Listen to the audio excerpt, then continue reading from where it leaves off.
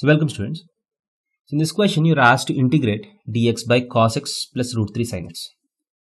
So the denominator is of the form a cos x plus b sin x.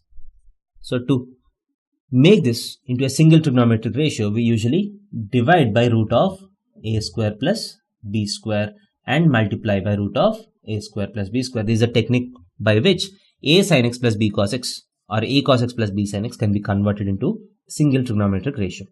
So in this question, a is 1 and b is root 3. So I need to divide this by 2 and multiply this by 2. That is equal to integration of this 2 is a constant, so 1 by 2 integration of dx by.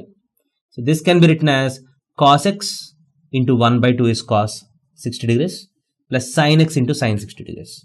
That is cos of x minus pi by 3 dx. Sorry, dx is already written. So that is equal to half times integration of secant of x minus pi by 3 dx, right?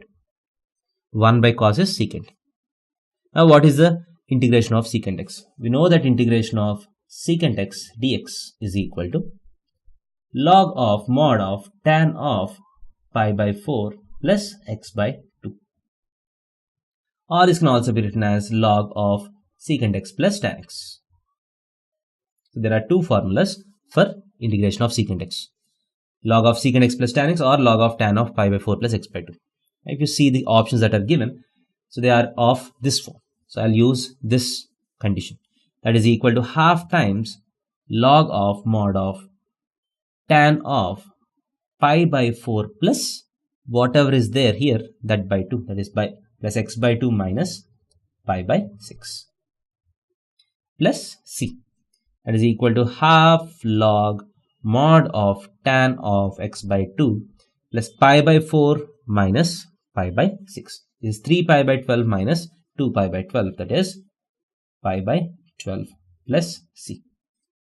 So this will be the required answer. Thank you.